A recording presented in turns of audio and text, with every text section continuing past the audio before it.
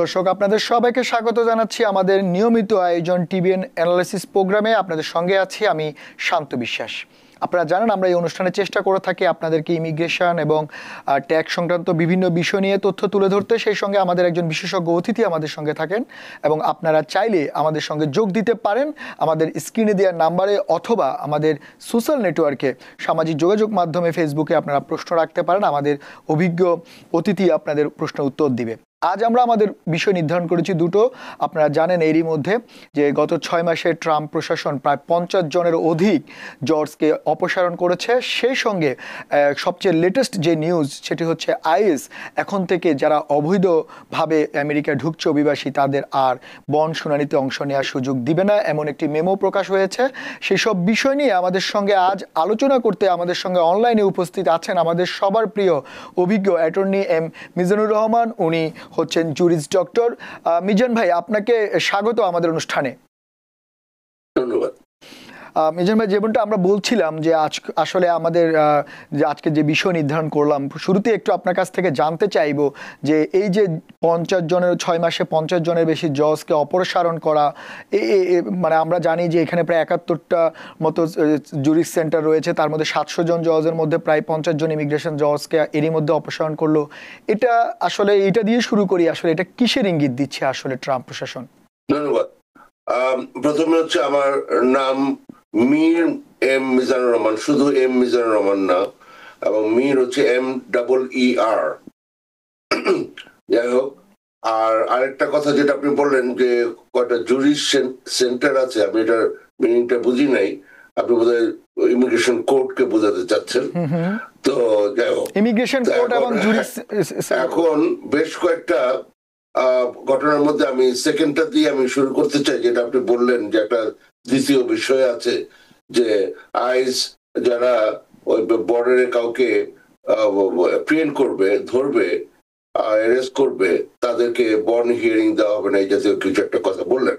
ঘটনাটা হচ্ছে এই ধরনের আইন আগে থেকেই আছে। সেটা হচ্ছে যখন কেউ বর্ডারে ধরা পড়বে তখন প্রথমে তারা যদি তাদের জীবনের কোনো ভয় না থাকে ইত্যাদি এই জাতীয় কথাবার্তা না বলে, এই ধরনের কোনো ঘটনার ব্যাপার না হয়, তাহলে তো ওখান থেকেই তারা চলে যাবে। আর যদি জীবনের ভয় থাকে প্রথমে একটা ক্রেডিবল ফিয়ার ইন্টারভিউ হবে, ইন্টারভিউ, কোর্ট না। সেখানে যদি ডিসিশন নেওয়া হয় দুটা, একটা হচ্ছে আপনার যে তার ক্রেডিবল ফিয়ার ইন্টারভিউতে সে পাস করে নাই, তার ক্রেডিবল ফিয়ার পাওয়া যায় না, এটা অফিসার ডিটারমিন করবে। ওই যদি হয় নাম্বার ওয়ান। আরেকটা হচ্ছে যুগ যুগ ধরেই এ ধরনের আইন আছে, সেটা হচ্ছে এক্সপেডিটেড রিমুভাল। যদি বর্ডারের উইদিন এ সার্টেন দূরত্বের মধ্যে যদি কাউকে পাওয়া যায় তাহলে তাদেরকে এক্সপেডিটেড রিমুভাল নেওয়া যায়।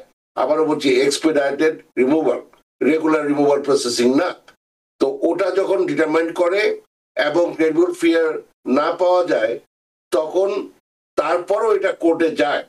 কোর্টে যায় যে যে এই যে ডিসিশনটা হলো যে ক্রেডিবল ফিয়ার পাওয়া যায় কি না যায়নি, সেটা যাদের কাছে দেওয়া হয় এটা সাম সর্ট অফ আপিল, যে ওই যে সিবিপির যেই বা আইসের যেই যারা অ্যাসাইলাম ইন্টারভিউ নিয়ে some sort of asylum interview, because এটাকে বলে ক্রেডিবল ফিয়ার ইন্টারভিউ, ওটা যখন পাওয়া যাবে না ওইটা জাজ দেখবেন যে ওটা ঠিক আছে কিনা। তো এটা মোটামুটি প্রায় সব ক্ষেত্রেই আপনার অ্যাফার্মড একটা ঘর আছে, ওইখানে জাজ টিক দিয়ে দেন। তো এইভাবে করে মোটামুটি যারা ক্রেডিবল ফিয়ার ইন্টারভিউতে নেয়, অ্যাসাইলাম অফিসাররা, তারা পার পেয়ে যান এখানেই। তো সুতরাং ওইভাবে করে এই কথাটা বলা হয়েছে, তাদেরকে আর ওই হিয়ারিং এ দেওয়া হবে না। যদি হয় মানে যার যদি অ্যাফার্ম না করে তার ওই ডিসিশনটা রিভার্স করে তখন বন্ডের প্রশ্ন এটসেট্রার প্রশ্ন। তো কিন্তু যদি তারা একবার ক্রেডিবল ফিয়ার না পায় বা না মনে করে যে তার ক্রেডিবল ফিয়ার আছে, তাহলে আর ওই মানে আর কোনো ভবিষ্যৎ তার সাধারণত থাকে না। তো এই হচ্ছে ঘটনাটা, এটা আগে থেকেই ছিল, এখনো আছে, এবং এগুলো তারা হয়তো আরো বেশি করবে, এই জাতীয় কথাবার্তা এই ধরনের ব্যাপার হতে পারে, কিন্তু এটা প্রচুর হয়, এটা আগে থেকেই ছিল। দ্বিতীয় আপনার যে কথাটা হচ্ছে যে ইমিগ্রেশন জাজদের ব্যাপারে, হ্যাঁ, বেশ কিছু জাজকে তাদের যে এমপ্লয়মেন্ট টার্মিনেট করা হয়েছে, তাদের ম্যাক্সিমামই হচ্ছে তারাই ছিল কি জানি বলে প্রফেশনাল পিরিয়ডে ছিলেন, তাদের ওটা ফুল টাইম করা হবে না, পার্মানেন্ট করা হবে না, এই জাতীয় একটা ব্যাপার। এটার একটা বিষয় হচ্ছে যে যেটা চেষ্টা করা হচ্ছে যে ফেডারেল এমপ্লয়িজ নাম্বার কমিয়ে আনার জন্য, তো সেটাও রংফুল কিলার, সেটার ব্যাপারে অ্যাপিল হচ্ছে। সুতরাং আরো কিছুদিন লাগবে দেখা যেতে যে অবস্থাটা কি দাঁড়ায়। কিন্তু আরেকটা জিনিস হচ্ছে তারা বলছে যে ডিপোর্টেশন কেসগুলা তাড়াতাড়ি করতে, তো তাড়াতাড়ি করতে চাবে আবার জাজ কমাবে, দুটা একটু কেমন যেন দেখায়। তো সেটা কতদিন পর্যন্ত পারবে সেটা দেখা যাবে। কারণ একটা জিনিস তারা চেষ্টা করতেছে যেটা একেবারেই বর্তমান আইন অনুযায়ী অবৈধ, সেটা হচ্ছে কোনো হিয়ারিং ছাড়া বেসড অন পেপার ওয়ার্ক তারা ডিসিশন দিয়ে দিবে। ওটা করলে তাইলে এই সময়টা কমে আসার একটা চেষ্টা করা হবে বলে মনে হচ্ছে। তো সেই জিনিসটা হচ্ছে যে অ্যাসাইলাম ইন্টারভিউতে যারা পাস করবে না তাদেরকে নর্মালি বাই দ্য টাইম তারা দেখা যায় তারা ইলিগাল, সবার ক্ষেত্রে না কিন্তু ম্যাক্সিমাম ক্ষেত্রে ইলিগাল হয়, তখন তাদের কেসটা রেফার করা হয় ইমিগ্রেশন কোর্টে। তো সেই কোর্টে যখন এটা রেফার করা হয় তখন দেখা যায় যে বহু সময়ের ব্যাপার হয়। আমার কাছে 2029 সালে নেক্সট হিয়ারিং এ ধরনের কেস আছে, তো বুঝতেই পারছেন কত সময় লাগতে পারে, কারণ এক এক জাজের ডকেট এরকম করে একটা অবস্থা। কারণ অ্যাসাইলাম অফিসারও মোটামুটি পারলেই তাদেরকে না অ্যাপ্রুভ করে কোর্টে ওই যে বাংলা ভাষায় বলে চালান করে দিচ্ছে, এরকম একটা অবস্থা। কেউ দায়িত্ব নিতে চাচ্ছে না, হ্যাঁ, যে কাকে অ্যাপ্রুভ করবে, পরে গিয়ে আবার সুপারভাইজার অ্যাপ্রুভ করবে কিনা বা কন্ডোন করবে কিনা, বা না হলে আবার রিপোর্ট হবে কিনা ইত্যাদি। কেউ ওই লিবারেল যে তকমা এটা আটতে চাচ্ছে না। তো যার ফলে কোর্টে যাচ্ছে। এখন কোর্টে তাদের অবস্থাটা কিছুটা স্বাধীন, যদিও আপনাদের জানা উচিত ইমিগ্রেশন জাজরা হচ্ছে এক্সিকিউটিভ ডিপার্টমেন্ট, মানে যে অঙ্গ আছে সরকারের 3টা অঙ্গের মধ্যে, হ্যাঁ, তার এক্সিকিউটিভের আন্ডারে, হ্যাঁ, তারা আর্টিকেল 3 কোর্ট না এগুলা, হ্যাঁ, যে ইন্ডিপেন্ডেন্ট যে জুডিশিয়ারি আছে তার আন্ডারে না, তারা হচ্ছেন উইদিন ডিপার্টমেন্ট অফ জাস্টিস। তো তাদেরকে ওই অ্যাডমিনিস্ট্রেটিভ যে ডিপার্টমেন্ট আছে এক্সিকিউটিভ ব্রাঞ্চের ওই কথাবার্তা শুনতে হয়। রিসেন্টলি যে ডিরেক্টর আছেন এই EOIR, executive office for immigration review, হ্যাঁ, তার যে ডিরেক্টর আছে তার সমালোচনা শুনতে হয়েছে যে আপনারা তাড়াতাড়ি করছেন না ইত্যাদি, এবং তাদেরকে ইনসিস্ট করা হচ্ছে যেটা based on paper work decision দিতে, যেটা মানে বর্তমানে অবৈধ। এটার জন্য কি রকম চেঞ্জ করতে হবে আমি জানি না, চেঞ্জ করে পারবে কিনা, কিন্তু যদি না করা হয় বর্তমানে তাকে মাস্টার হিয়ারিং দেওয়া, যদিও আমরাই এখন অনেক ক্ষেত্রে মাস্টার হিয়ারিং না করে বেসড অন পেপার ওয়ার্ক আমরা লিখিত প্রিন্টিং করে, এতে আমাদের কষ্টটা বেশি হয়, কিন্তু ক্লায়েন্টকে তাহলে আর আসতে হয় না, হ্যাঁ, ওটার ভিত্তিতে আমরা মাস্টার হিয়ারিং এর কাজটা শেষ করে অ্যাসাইলাম অ্যাপ্লিকেশন শেষ করে রিপোর্ট দিয়ে যে বায়োমেট্রিক্স কমপ্লিট করা হয়েছে এগুলো সব শেষ করে যে আমাদেরকে ইন্ডিভিজুয়াল হিয়ারিং দিয়ে দাও। আমরা এটা অনেক সময় নিজেরাই করি, হ্যাঁ, এই হলো কথা। তাতে করে ক্লায়েন্টের আর ওই হিয়ারিংটাতে যেতে হচ্ছে না। এটা হিয়ারিং আসলে যে ধরনের মাস্টার হিয়ারিং হতো তার চেয়ে বেশি উপকারটা হয়। তো যাই হোক এটা করি, কিন্তু তারপরও তারা চাচ্ছে ওই যে অ্যাসাইলাম প্যাকেজে তার যে জিনিসপত্র আছে সেগুলোর ভিত্তিতে সিদ্ধান্ত দিয়ে দেওয়া হোক। ফলে আমি অনুরোধ করব যারা অ্যাসাইলাম সিক করেছেন তারা যতটা পারেন আপনারা তাড়াতাড়ি আপনাদের অ্যাসাইলাম অ্যাপ্লিকেশনের যেই কজ, যে গ্রাউন্ড এবং যেই ঘটনার ভিত্তিতে আপনি জীবন আপনার বিপন্ন বা ভবিষ্যতে বিপন্ন হতে পারে বলে আপনি মনে করছেন, তাদের সপক্ষে যে ধরনের কাগজপত্র আছে, ডকুমেন্টস আছে, সেগুলো তাড়াতাড়ি নিজ ভূম থেকে আনার চেষ্টা করেন। অ্যাফিডেভিটস হোক, যদি কোনো কোর্ট কেস হয়ে থাকে আপনার বিরুদ্ধে সেগুলো হোক, যে ধরনের চিঠিপত্র ইত্যাদি, মেডিকেল রেকর্ড, এগুলা তাড়াতাড়ি নিয়ে আসবেন, এই হচ্ছে আমার অনুরোধ। কারণ সঞ্চালক মহোদয় যে কথাটি এইমাত্র বললেন আপনারা শুনতে পেলেন, যে একদিকে জাজ কমিয়ে দেওয়া হচ্ছে, আরেকদিকে তাদেরকে সর্ট অফ একটা ওয়ার্নিং দেওয়া হচ্ছে হ্যাঁ, এই যে দেখলেন উনি যেই তথ্যটা দিলেন, বেশ কয়েকজন যাত্রী ফায়ার করে দেন। এতে করে মিজান ভাই যেটা আপনি বলছেন আসলে ঠিকই, যে আমরা দেখলাম যে ট্রাম্পের বিগ বিউটিফুল বিলেও আসলে অনেক বড় একটা সংখ্যক টাকা বরাদ্দ করা হয়েছে ইমিগ্রেশন পারপাসে বিভিন্ন ক্ষেত্রে ব্যবহার করার জন্য, এবং আমরা যেটা জানি যে অনেক ব্যাকলগ রয়েছে। এদিকে একদিকে ব্যাকলগ, তারপরে নতুন হায়ারিং তো করছেই না, আবার এদিকে তারা ফায়ার করছে। তো এটা কি সাংঘর্ষিক ব্যাপার না? এবং এটাতে আসলে ইমিগ্রেশনে যারা আসলে ব্যাকলগে প্রসেসে রয়েছে তাদের উপরে কোনো ইম্প্যাক্ট পড়বে কিনা? ডিউ প্রসেস অফ ল যে ব্যাপারটা আছে সেটা হুমকির সম্মুখীন।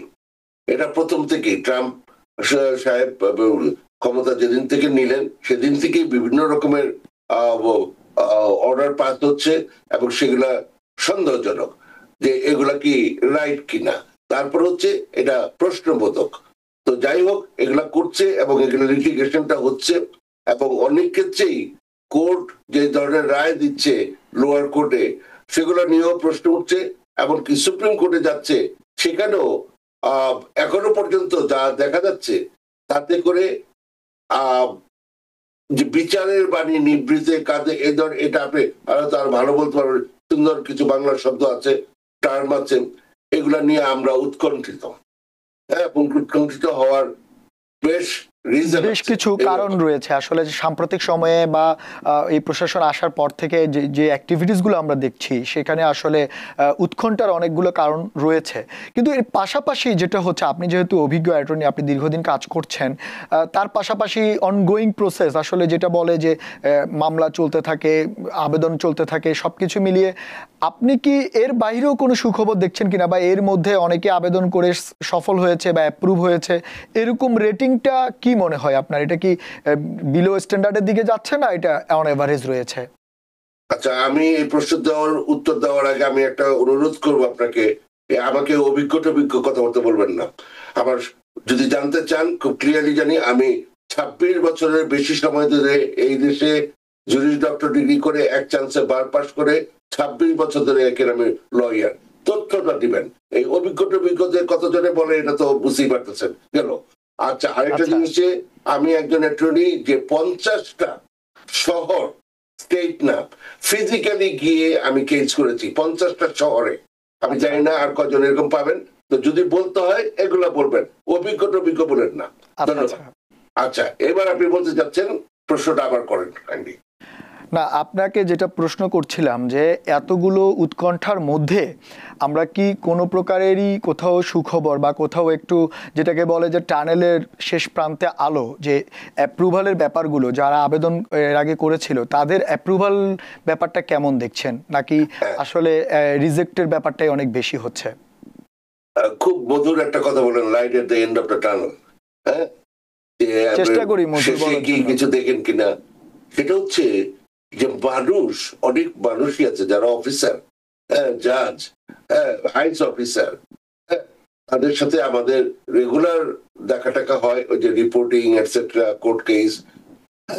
মানুষ তো আর হঠাৎ বদলে যায় না, তো তারা ভালোই আছে। এর মধ্যেও অ্যাপ্রুভাল হচ্ছে, এর মধ্যেও রিপোর্টিং এ যাচ্ছে, আবার আমরা ফিরিয়ে নিয়ে আসছি, আবার ডেট পড়ছে, এভাবে করে মোটামুটি।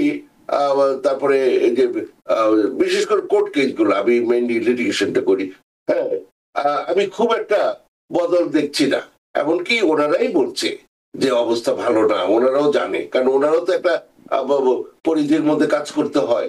ফলে আপনি ঠিকই বলেছেন, যারা এমনি ব্যক্তিগতভাবে জাজরা বা গভর্নমেন্ট লয়ার যারা আছে, তারা বেশ ভালোই আছেন, আমি খুব একটা ভয় পাচ্ছি না।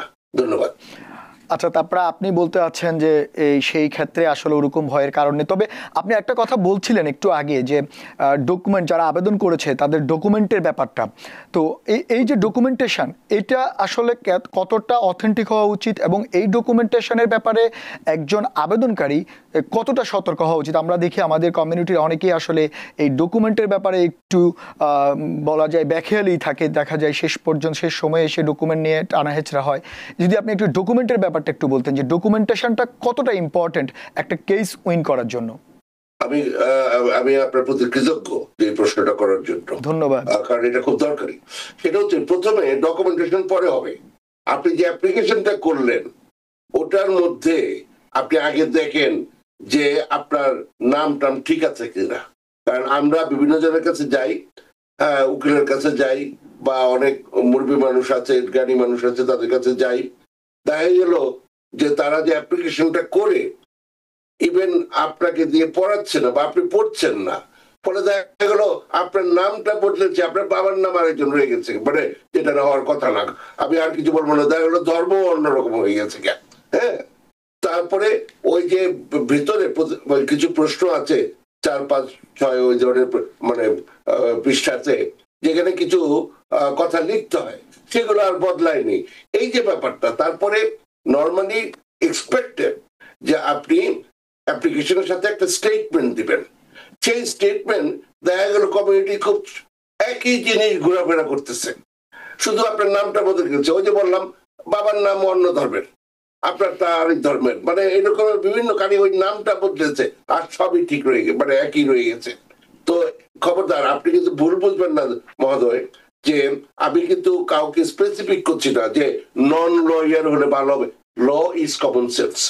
আপনি নিজে করেন, আপনাকে কোনো সম্মানিত ব্যক্তি করে দেয়, উকিলে করে দেয়, যেই করুক, দায়িত্বটা আপনার উপরে, যিনি অ্যাপ্লিকেন্ট।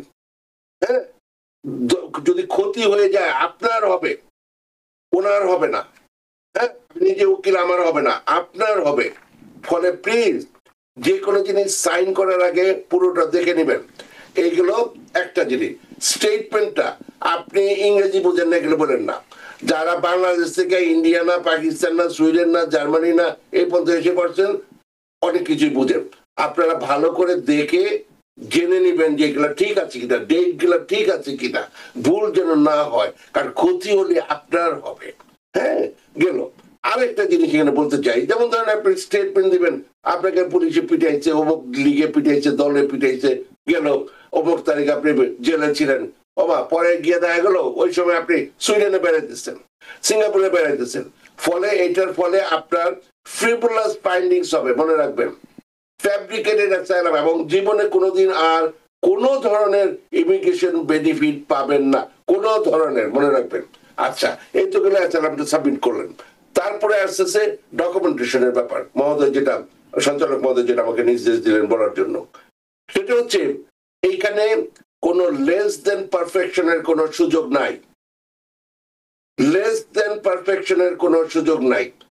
যত ধরনের ডকুমেন্টেশনের মধ্যে আপনার যে চেইন অফ কাস্টডি, এটা আপনাকে ভালো করে দেখাতে হবে। আপনি ডকুমেন্টটা কিভাবে পেলেন, আপনি বিশ্বাস করবেন কিনা জানি না, বা বিশ্বাস না করার কিছু না, আমি বলছি এবং আপনি বিশ্বাস করবেন অনুগ্রহপূর্বক। Second court of appeals decision আপনার, এটা হচ্ছে next to US supreme court. এখানে কথায় না, লিখিত ভাবে ডিসিশনে দেওয়া আছে যে এই ধরনের ডকুমেন্ট ব্রুকলিনে পাওয়া যায়, ওই যে ম্যানুফ্যাকচার করা যায়। Can you believe it? মানে বাইরের ডকুমেন্ট তারা বিশ্বাসই করতে চায় না, মনে করে এগুলো সব ফ্রড ডকুমেন্ট। বলে আমাদেরকে একটু সাবধান হতে হবে, খুব যেন কোন রকম যেন ভুল না হয়ে যায়।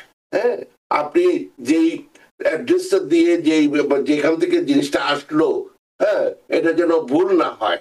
হ্যাঁ, কিভাবে ডকুমেন্ট, ওই এনভেলপটা কিন্তু ফেলে দেবেন না, ওইটার সাথে দিতে হবে যে কিভাবে আসলো। আবার ওই এমন কিছু করেন না যাতে সর্বনাশ হয়ে যায়। আপনার কাগজ আসছে এতগুলা, আপনার এনভেলপটা যদি ওই রকম কিছু না হয়, বুঝতেই পারতেছেন কোন দিকে আপনার কথা বলতেছি। ফলে একটু সাবধানে থাকবেন। তো এই ব্যাপারে যেটা হচ্ছে যে ডকুমেন্টেশন, নাম্বার 1 আপনার আইডি, আপনি কি, আপনি কি আসলে বাংলাদেশের কিনা, না অন্য কোনো দেশের মানুষ বাংলাদেশের নাম দেখায় আপনি কিছু বেনিফিট নিতে চেষ্টা করছেন। খবরদার, প্লিজ অনুগ্রহপূর্বক সাবধানে থাকবেন। আইডি ডকুমেন্ট, আইডি, আপনি কে, আপনি কি সন্ত্রাসী কিনা, আপনি কি খারাপ মানুষ কিনা, এটা খুব ভেরি ইম্পর্টেন্ট। তারা যাকে অ্যাসাইলামটা দিবে বা কোনো একটা বেনিফিট দিবে, তারা যেন শিওর হয় আপনি সেই মানুষ, নাম্বার 1। নাম্বার 2, ধরেন আপনি বললেন যে আমি অমুক পার্টি করি, আপনার ওইটা প্রমাণটা দেখা। হ্যাঁ, হয়তো সব পার্টি আইডি ডকুমেন্ট দেয় না, কি কোনো পার্টি দেয়, ওখানে কিন্তু ওরা আবার জানে। বলে আপনি একটা হঠাৎ নতুন করে একটা আইডি বানিয়ে নিয়ে আসলেন, এটার জন্য সাবধান না হয়। আরেকটা কথা, মানে আরো অনেক কথা আছে, আরেকটা কথা হচ্ছে যে আপনারা জানেন কিনা, একই উপজেলা, একই মানে জেলার একই উপজেলায় 64 জন সাংগঠনিক সম্পাদক। তারা কিন্তু আপনার যখন একটা কেস, আমি উকিল হয়তো 2টা কেস করি, ও জাজে কিন্তু 5000 কেস করছে, বলে তারা কিন্তু সব জানে, আমাকে দেখায় যখন ওই কোর্টের বাইরে অনেক সময় কথাবার্তা হয়। এই যে দেখো, মানে একই উপজেলার 17 জন সাংগঠনিক সম্পাদক। আপনি আসলে যেই কথাগুলো বলছেন এগুলো তো আপনি বারবারই আপনারা সতর্ক করছেন, এগুলো কিন্তু বেসিক একটা ব্যাপার। একটা আবেদনকারীর এই বেসিক জিনিসগুলো যদি কারেক্ট না হয় বা সঠিক না হয়, স্বাভাবিকভাবেই এটা সন্দেহের উদ্রেক করে। আপনি নাম্বার 3 পর্যন্ত বলেছেন, আমরা আপনার থেকে আরো বাকি নাম্বারগুলো শুনবো। আপনাকে একটু থামাতে হচ্ছে, আমাদের বেশ কয়েকজন দর্শক আমাদের সঙ্গে লাইনে আছেন, তারা অনেকক্ষণ যাবত অপেক্ষা করছেন আপনাকে প্রশ্ন করার জন্য। আমরা একটু প্রশ্নটা নিয়ে এসে আমরা আপনার বাকি আলোচনাটা আবার শুনবো। দর্শক, আপনি কে আছেন, নাম বলে প্রশ্নটি করুন।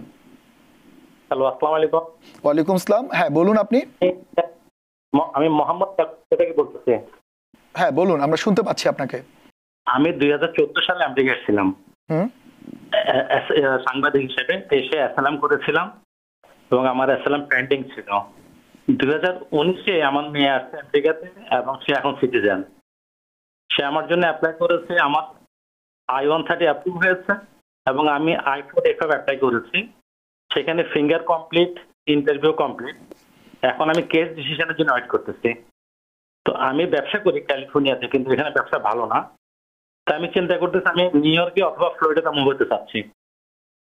ইন্ডিয়ার কেসে আমি যদি মুভ হই, সেক্ষেত্রে আমার I-485-এ কোনো ডিলে হবে কিনা, আমি যদি অ্যাড্রেস চেঞ্জ না করি বা USCIS-কে জানাবো যে আমি ফ্লোরিডা মুভ করেছি, কিন্তু আমি আমার কেস ক্যালিফোর্নিয়াতে আমার লয়ার এখানে রাখতে চাচ্ছি এবং আমার মেইলিং অ্যাড্রেস ক্যালিফোর্নিয়াতে রাখতে চাচ্ছি। আচ্ছা, আমি এই ব্যাপারে একটু অ্যাটর্নি সাহেবের থেকে জানতে চাচ্ছি কি করতে পারি। আচ্ছা, আপনি আমাদের সঙ্গে থাকুন। মিজান ভাই, আপনি শুনলেন উনি বলল যে উনি আসলে নিউ ইয়র্কে মুভ করতে যাচ্ছে, এই ক্ষেত্রে ওনার কেসে কোনো ইম্প্যাক্ট হবে কিনা। আচ্ছা, ধন্যবাদ। আমার সালাম গ্রহণ করুন, শুভেচ্ছা গ্রহণ করুন। হ্যাঁ, আচ্ছা, আপনার বলে ইমিগ্রেশন আইন অনুযায়ী সপ্তাহে 5 দিন আপনি যেখানে ঘুমান আপনি সেখানে থাকেন, এবং এই অ্যাড্রেসটা যদি বদল হয় তার 10 দিনের মধ্যে, আর কোর্টে থাকলে 5 দিনের মধ্যে আপনাকে জানাতে হবে কর্তৃপক্ষকে। তা আপনি যদি অন্য কোনোখানে চলে আসেন, যেটা আপনি আসতে চাইতেই পারেন এবং আসতে পারেনও, কিন্তু আপনি জানিয়ে দিবেন যে আপনি কোথায়, এবং আপনার যেখানে আপনি থাকেন সেখানে কেসটা চলে আসার জন্য তাদেরকেও আপনি যেখানে অ্যাসাইলাম অ্যাপ্লিকেশনটা পেন্ডিং সেখানে জানিয়ে দিবেন, এর ব্যাপারে যেন কোনো ব্যত্যয় না হয়। আর 485 এটা আপনার, আমি জানি না এটা যে বললেন যে I-130 অ্যাপ্রুভ হয়েছে, এটা করা উচিত ছিল যেহেতু আপনার সন্তান সিটিজেন, যে আপনি I-130 485 সব একসাথে করা উচিত ছিল, এবং তাতে করে আজকাল ইন্টারভিউ খুবই দ্রুত চলে আসতেছে, এবং এটা আপনি করতে পারেন যদি পিটিশনার সিটিজেন হন, হ্যাঁ, এবং আপনি ইমিডিয়েট রিলেটিভ হন, যেটা আপনার ক্ষেত্রে প্রযোজ্য। যাই হোক, আপনার যদি দেরি হোক বা নাই হোক, আপনি যদি পরে পাওয়া যায় যে আপনি অ্যাড্রেস করেননি, চেঞ্জ করেননি, বা আপনি থাকেন আরেক জায়গায়, পরে গেছেন ক্যালিফোর্নিয়াতে ইন্টারভিউর জন্য, এটা ক্ষতি হয়ে যাবে। এইটুকু আমি বলবো, আপনি এটা ভুল করবেন না। আপনি যদি আসতে হয় আপনি অ্যাড্রেস চেঞ্জ করবেন, form number AR11, capital A capital R-11। আর যদি কোর্টে থাকেন, যেটা আপনার ক্ষেত্রে এখনো হয়নি বোধহয়, তবু বলে দিচ্ছি EOIR-E33 গেল। আর এই তো হচ্ছে ঘটনা, আপনি জানিয়ে দেবেন যে আপনি কোথায় আছেন। আর যদি আপনার ইন্টারভিউ যদি না হয়ে থাকে, অ্যাসাইলাম ইন্টারভিউ, হ্যাঁ, আপনি যদি কোর্টে না চলে যান, আপনি যদি 485 অ্যাপ্রুভ হয়ে যায়, আপনি ওটা একটা নিয়ম আছে, আপনি ওইভাবে করে ওই কেসটা উইথড্র করে ফেলবেন এবং পারবেন। ধন্যবাদ। দর্শক, আশা করি আপনি আপনার উত্তর পেয়েছেন। আমাদের সঙ্গে আরো একজন লাইনে আছেন। দর্শক, আপনি আপনার নাম বলে প্রশ্নটি করুন। ভাই, আমি মিশিগান থেকে বলতেছি ভাই। আমি আমার ওয়াইফের জন্য অ্যাপ্লাই করেছি, আজ 16 মাস হয়ে গেছে ভাই। ওরা আমারে অ্যাপ্রুভাল না দিয়ে বলতেছে বায়োমেট্রিক ফিঙ্গারপ্রিন্ট দেওয়ার জন্য ভাই। এটা আমার সেকেন্ড ম্যারিজ, অ্যান্ড আমার ফার্স্ট ওয়াইফ আমার নামে একটি ডোমেস্টিক ভায়োলেশন দিছিল, আমি সিটিজেন নেওয়ার আগে আর কি, তখন আমি সিটিজেন যখন নই তখন আমার এই কেসটা ডিসমিস হয়ে গেছিল। তো আমি ডিসমিস পেপার সাবমিট করে আমি সিটিজেন নিছি। নেওয়ার 1 বছর পরে আবার সেই সমস্যা হয়েছে, বাট আমার আবার ডোমেস্টিক ভায়োলেশন এটাও ডিসমিস হয়েছে ভাই। এখন আমার ফিঙ্গারপ্রিন্ট নিলে আমার কোনো সমস্যা হবে কি না হবে এটা নিয়ে একটু ভয় পাচ্ছি ভাই, একটু বলবেন প্লিজ কাইন্ডলি। আচ্ছা, আপনি আমাদের সঙ্গে থাকুন। মিজান ভাই, আপনি শুনলেন? আপনি কি কাইন্ডলি একটু আমাকে বলবেন, আচ্ছা, কারণ কথা কেটে উনি যেটা বললো যে উনি ওনার ওয়াইফের জন্য আবেদন করেছে 16 মাস। তো উনি সিটিজেন এবং ওনার অ্যাপ্রুভালটা আসার মানে ওয়াইফের অ্যাপ্রুভালের জন্য উনি চিন্তিত, কিন্তু পাশাপাশি হঠাৎ করে উনার নিজের ফিঙ্গারপ্রিন্ট চলে আসছে, আবার ফিঙ্গারপ্রিন্টের জন্য ওনাকে যাইতে বলা হয়েছে। তো উনি এখন এটা নিয়ে চিন্তিত যে কেন ওনার হঠাৎ করে ফিঙ্গারপ্রিন্টের জন্য ওনাকে ডাকলো, এবং এটা নিয়ে উনি ভয় পাচ্ছে। না, উনি সামথিং আরেকটা কেসের কথা বলেন, ওনার এক্স ওয়াইফ অর সামথিং। এটা ওনার আগের ঘটনা ছিল, ওনার এক্স ওয়াইফের সঙ্গে একটা ঝামেলা ছিল ভায়োলেশনের। তারপরে আবার উনি আবেদন করে সিটিজেনশিপের, ওটাতে ঝামেলা ছিল, পরে আবার উনি সিটিজেনশিপ নিয়েছিল, কিন্তু এখন দ্বিতীয় ওয়াইফের জন্য আবেদন করার পর উনার আবার ফিঙ্গারপ্রিন্ট চাচ্ছে। না, ওইটা কি ধরনের কেসটা ছিল সেকেন্ড ফার্স্ট ওয়াইফের? ওটা কি আপনি শুনেছিলেন না জাস্ট? উনি বোধহয় আমাদের সঙ্গে লাইনে আছে, আপনি একটু হ্যাঁ, ডোমেস্টিক ভায়োলেশন ভাই, ওটা আবার ডিসমিস হয়ে গেছে ভাই। ওই বাসায় কোনো বাচ্চা ছিল? জি, আপনার প্রথম ওয়াইফের সাথে যখন আপনি সংসার করতেন এবং এই কমপ্লেন্টটা গিয়েছিল, ওই বাসায় কি কোনো বাচ্চা কাচ্চা ছিল? জি না, আমার ছেলে ছিল। হ্যাঁ, ছেলের বয়স কত? আমার ছেলের বয়স ছিল 6। এখন আমার প্রথম পক্ষে 2টা ছেলে আছে। ঠিক আছে, আমি এবার উত্তরে যাচ্ছি, ধন্যবাদ। আচ্ছা, নর্মালি আপনার যখন আপনি সিটিজেন হিসেবে আপনার ওয়াইফের জন্য অ্যাপ্লাই করবেন, তখন যিনি বেনিফিশিয়ারি ওনার ব্যাপারে খোঁজ খবর নেওয়া হবে, যদি ভালো মানুষ কিনা ইত্যাদি। একটা এক্সেপশন আছে, যারা I-130 পিটিশনার, তাদের যদি কোনো এরকম কোনো ক্রাইম থাকে যেখানে আন্ডার এজ মাইনর ইনভলভ, হ্যাঁ, এবং এটা তো আছেই, বিশেষ করে আমি যেমন আরো ব্যাখ্যার জন্য বলছি, হ্যাঁ, যেন যদি কোনো ডোমেস্টিক ভায়োলেন্স এবং সেখান থেকে সোপটপ যদি বেরিয়ে যদি কোনো সেক্সুয়াল ভায়োলেন্সের ব্যাপার থাকে বা এই ধরনের কোনো অভিযোগ থাকে, তখন সেটা ওই I-130 অ্যাপ্রুভালের ক্ষেত্রে সমস্যা হবে। তো আপনার গেলে কি হবে সেটা কথা না, আপনাকে দিতেই হবে। আপনার যেহেতু ওই নোটিশ এসছে ফিঙ্গারপ্রিন্ট দেওয়ার, আপনি দিবেন, দিয়ে প্লাস রেডি থাকবেন ওই কেসের সকল কাগজপত্র সাবমিট করা হইতে ওরা চাইতে পারে। সুতরাং আপনি ইমিডিয়েটলি, এক হচ্ছে আপনি ওই ফিঙ্গারপ্রিন্ট দিয়ে আসবেন, 2 ইমিডিয়েটলি, কারণ এগুলো হয়তো অনেক আগে হয়েছে, আপনি ওই আপনার যে উকিল ছিল প্লাস ওই কোর্টে, যে কোর্টে এটা হয়েছিল, ওখানে গিয়ে সমস্ত কাগজপত্র তুলে নিয়ে আসবেন। এবং সুবিধা হবে যদি পুলিশ অফিসে গিয়ে তাদের কাছে যে রেকর্ডটা আছে, হ্যাঁ, যে পুরো অ্যারেস্ট রেকর্ডটা, কি কি কমপ্লেন্টটা ছিল, এগুলো সবকিছু আপনি নিয়ে এসে রেডি থাকেন, যাতে করে আপনার এই ব্যাপারটা ক্লিয়ার হয়ে যায়। ধন্যবাদ। আমাদের সঙ্গে আরো দর্শক রয়েছেন।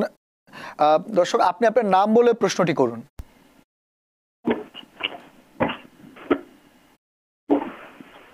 আপনি কি শুনতে পাচ্ছেন আমাদেরকে? আমরা শুনতে, আপনি একটু নাম বলে প্রশ্নটি করুন। জি, আসসালামু আলাইকুম। হ্যাঁ, ওয়ালাইকুম আসসালাম, বলুন। আমার নাম জামান, আমি পেনসিলভেনিয়া থেকে ফোন করেছি। হ্যাঁ, বলুন জামান ভাই, আমরা শুনতে পাচ্ছি আপনাকে। আমি 2023 সালে আপনার কানাডা আসছিলাম, কানাডা থেকে আপনার সীমান্ত পাড়ি দিয়ে আসছি। তো যখন এখানে আসছি তখন আমাকে একটা NTA দিয়েছে, কোর্টের মাস্টার হিয়ারিং ডেট ছিল আপনার এই বছরের জুন মাসে। এই মাস্টার ক্যালেন্ডার হিয়ারিং এর 1 সপ্তাহ আগে আমার দেখছি যে আমার হিয়ারিং এর ডেটটা নেই। আর এর মাঝখানে আমার অ্যাসাইলামও অ্যাপ্লাই করা হয়েছে, কয়েক মাস হয়েছে, 4-5 মাস। এখন আমি আর কি বুঝতে পারছি না যে এই ডেটটা কেন ক্যান্সেল হলো এবং এটা নিয়ে কি আমার উৎকণ্ঠিত হওয়ার কোনো কারণ আছে কিনা। আমার উকিল ব্যাপারটা জানে, কিন্তু উনি বলে কোর্ট হয়তো নতুন ডেট এখন আমি জানতে চাচ্ছি যে আসলে কি উৎকণ্ঠার কোনো বিষয় আছে কি? আচ্ছা ঠিক আছে, আপনি আমাদের সঙ্গে থাকুন। আমাদের হ্যাঁ। আপনি শুনলেন না। মিজান ভাই? না, উৎকণ্ঠার কোনো কারণ নেই। ধন্যবাদ।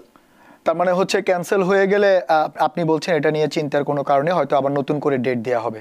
জি। এটা হচ্ছে কথা। কিন্তু আপনি যেমনটা বলছিলেন, আমরা এই দর্শকের ফোন নেওয়ার আগে আপনি কিছু ডকুমেন্টেশনের কথা বলছিলেন। 3 নাম্বার ডকুমেন্টেশনের ব্যাপার গিয়ে বললেন যে তার যেন যে রাজনৈতিক পরিচয় সেটা যাতে আইডেন্টিটি ঠিক থাকে, এইসব ব্যাপার। তো এরপরে আর কি কি জিনিসগুলো আসলে খুব মানে বেসিক্যালি আসলে মেনে চলা উচিত? গেল তো তাহলে গেল আপনার পরিচয় গেল, আপনি কোন ভিত্তিতে, যেই ভিত্তিতে আপনি যেমন পলিটিক্যাল ওপিনিয়ন একটা, হ্যাঁ, যদি আপনি এরকম হয় সেখানে ওই যে পরিচয়পত্র কি কোনো বড় লিডারের আপনি একটা চিঠি আনলেন যে সে আমাদের কি যেন বলে মেম্বার বা অমুক পদে আছে, বিশেষ করে যে আপনার যে কমিটির যে চেয়ারপারসন ওনার এখান থেকে আনলেন, আরো 2-1 সহযোদ্ধার কাছ থেকে আপনি এ ধরনের ডকুমেন্ট অ্যাফিডেভিট আনতে পারেন যে তাকে আমি চিনি, আমরা একসাথে বিভিন্ন প্রোগ্রাম করেছি, এবং আরো পরে আসতেছি ওই অ্যাফিডেভিটে আরো কি কি কি থাকা উচিত। আচ্ছা, এগুলো একটা। আপনি যদি রিলিজিয়নের ভিত্তিতে করেন, যেমন আপনি হিন্দু ধর্ম পালন করেন, আপনার যে ধরনের উপাসনালয় আছে সেখান থেকে একটা চিঠি আনতে পারেন যে আপনি কোন উপাসনালয়ে যান, মন্দিরে যান, কি আপনি খ্রিস্টান আছেন, আপনি কোন চার্চে যান, সেখান থেকে একটা চিঠি আনলেন, হ্যাঁ, বা আরো কয়েকজনের কাছ থেকে এলাকার স্কুল হেডমাস্টারের থেকে আনলেন, কি কোন একজন টিচারের কাছ থেকে আনলেন, যেভাবেই হোক মোটামুটি করে আপনি পরিচয়টা দিলেন। আচ্ছা, তারপরে ঘটনা হচ্ছে ওই যে আপনি স্টেটমেন্টে লিখেছেন আপনি কি কি ধরনের কাজ করতেন, এটা তো একটা।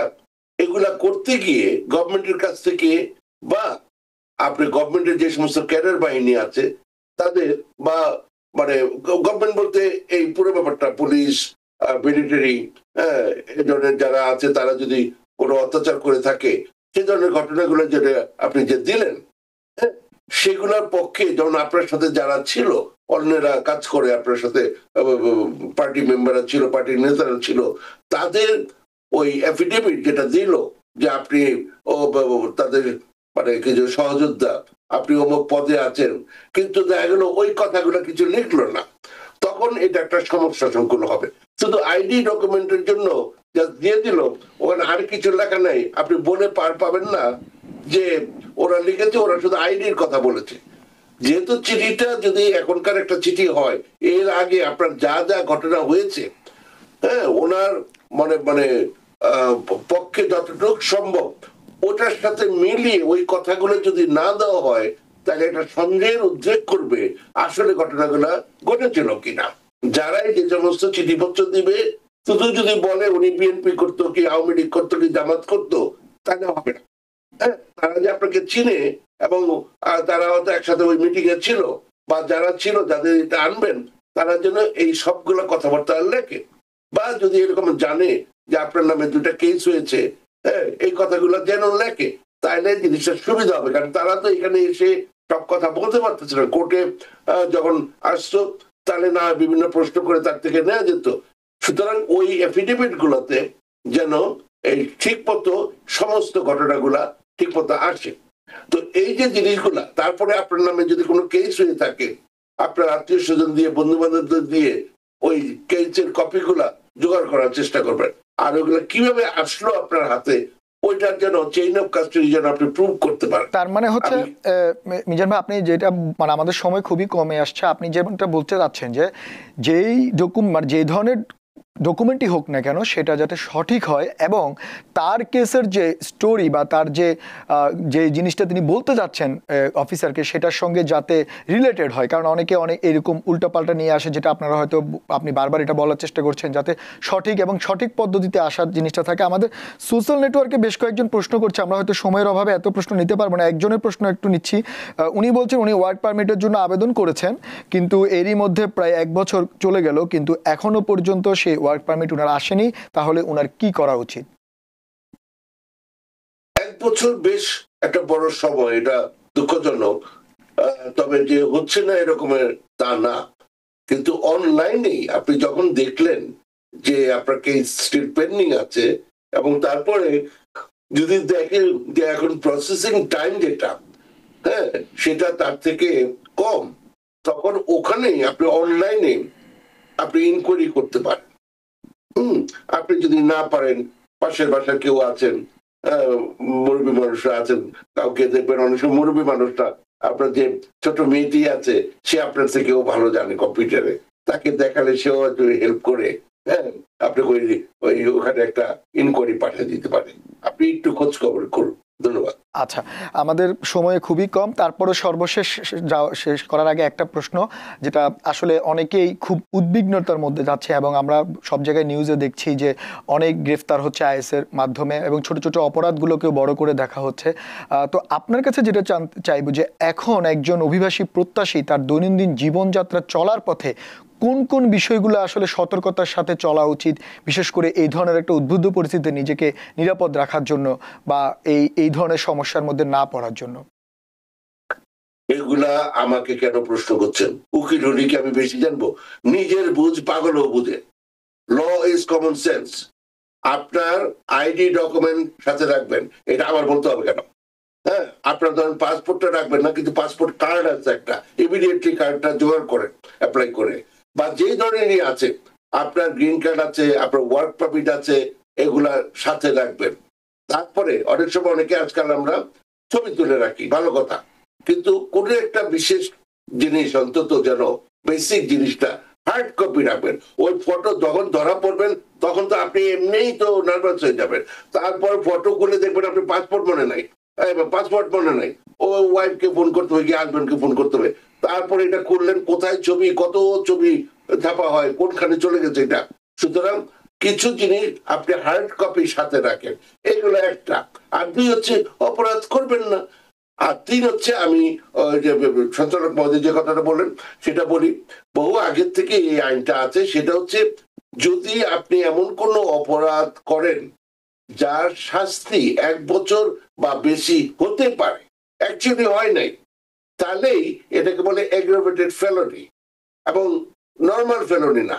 অনেক মিসডিমিনারও তখন ওই এগ্রাভেটেড ফেলনির মধ্যে পড়ে যায়, তখনই আপনি ডিপোর্টেবল। আপনার গ্রিন কার্ড থাকলেও কিন্তু মনে রাখবেন, আপনার গ্রিন কার্ড। আচ্ছা, তারপরে অনেক তথ্য তো আপনি দেন নাই সিটিজেনশিপের সময়, কি গ্রিন কার্ডের সময় আপনি সিটিজেনও হয়ে গেছেন, তাহলেও যদি এটা প্রথম 2 বছরের মধ্যে হয় সিটিজেনশিপ পাওয়ার, তাহলে নর্মাল ইমিগ্রেশন কোর্টের মাধ্যমেই আপনাকে ডিপোর্ট করা যায়, এবং তখন burden of proof is on you. কিন্তু যদি 2 বছর পার হয়ে যায় তারপরেও করা যাচ্ছে, কিন্তু তখন ফেডারেল কোর্টের মাধ্যমে করাতে হবে, এবং burden of proof is on the government. মোট কথা হচ্ছে যে এই যে এখন শুনেন সিটিজেনও ধরা হচ্ছে, এগুলা যুগ যুগ ধরে এই আইন ছিল, এগুলা নতুন কোনো আইন না, শুধু প্রয়োগ করা হচ্ছে, প্রয়োগ করা হচ্ছে। আর একটা কথা আমি বলি, যেহেতু সময় কম, সেটা হচ্ছে এই যে কথাটা হচ্ছে যে কাউকে ডিপোর্ট করে যাওয়া, একে হুমকি দেয়, তোকে হুমকি দেয়, তাকে তার সিটিজেনশিপ নিয়ে নিবে, এটার ঘটনাটা আমি বলি। আপনি ধরেন একটা কেস করলেন, আপনি গ্রিন কার্ড হলো, ভালো কথা, আবার সেই আরেকজনের গ্রিন কার্ড করলো, তারটা ডিনাই হয়ে গেল, উনি তখন আপিল তো নেই, motion to reconsider, motion to reopen করতে পারে, সেটার জন্য 30 দিন সময় থাকে, ঠিক আছে? কিন্তু মনে রাখবেন, গভর্নমেন্টের ক্ষেত্রে এটা 2 পার্টির জন্যই মোশন টু রিওপেনের ব্যবস্থা আছে। গভর্নমেন্টের জন্য মোশন টু রিওপেন করা যায়, কিন্তু তাদের বেলায় ওই 30 দিনের কোনো লিমিটেশন নাই। ফলে যে কোনো সময় government can make a motion to reopen আপনার কেসটা করে, তারপরে ধরেন বললো হি ইজ নট ওয়ান্টেড, আমরা তাকে চাই না, from diplomatic point of view, from good moral point of view, whatever the reason is, because it's discretionary. After all, green card is discretion, it's not an entitlement. মনে রাখবেন, green card is not an entitlement, it's an administrative grace, they call it. সোজা বাংলায় কথা হলো ভিক্ষা দেওয়া আর কি, মানে এই ধরনের একটা অবস্থা। বলে যে কোনো সময় কেসটা ওপেন করা যায়, এবং যে কোনো সময় তারপর আবার নতুন করে অ্যাডজুডিকেট করে তারা বলতে পারে যে না, একটা তো হচ্ছে যদি কিছু পায় তো পাইলো, যদি নাও পাওয়া যায়, under good moral character, diplomatic considerations, or from discretionary point of view, they can find something and can deport you. সুতরাং মনে রাখবেন, even citizen হলো আপনার আপনি যদি if you are not born here you are just visitors, এটা একটা ছবিতে একবার এক নায়ক বলতেছিল। তো এই ধরনের হচ্ছে ঘটনাটা। সুতরাং everybody is under the radar. ধন্যবাদ। ধন্যবাদ আপনাকে। আসলে আপনাদেরকে এইসব প্রশ্ন করা হয় কারণ আপনারা এই কাজের লোক। আপনারা যখন বলেন, আপনাদের অনেক দর্শক থাকে, অনেকে আপনাদের মুখ থেকে শুনতে চায় যে এই পরামর্শগুলো বারবারই বলেন আপনারা, তারপরও আপনাদেরকে বারবার এই প্রশ্নগুলো করা হয়। আরও অনেক প্রশ্ন ছিল, হয়তো আপনাকে করা হয়ে ওঠেনি। অন্য কোনো একদিন আপনাকে এইসব প্রশ্ন করব এবং আপনার থেকে জানার চেষ্টা করব। আপনাকে আবারও ধন্যবাদ আমাদের সঙ্গে যোগ দেওয়ার জন্য। দর্শক, আপনাদেরও ধন্যবাদ এতক্ষণ আমাদের সঙ্গে থাকার জন্য। আমরা চেষ্টা করেছিলাম আপনাদেরকে ইমিগ্রেশন সংক্রান্ত নতুন কোনো আপডেট যেই তথ্যগুলো আছে সেগুলো দেওয়ার জন্য। পরিশেষে আপনাদেরকে আমরা যেটা বলতে চাই সেটা হচ্ছে আপনি চলার পথে সাবধানে চলবেন। এখন যে পরিস্থিতি চলছে, আপনি আপনার যে ডকুমেন্টগুলো রয়েছে আপনার সঙ্গে সবগুলো সাথে রাখবেন এবং অপরাধ করা থেকে নিজেকে বিরত রাখবেন। ভালো থাকবেন, সুস্থ থাকবেন। ধন্যবাদ আবারও। TBN 24 টেলিভিশন দেখতে আজই কল করুন 7187776556। লগ ইন করুন www.totalcablebd.com। নিউ ইয়র্ক থেকে সম্প্রচারিত TBN 24 টেলিভিশন বিশ্বজুড়ে বাঙালির কণ্ঠস্বর।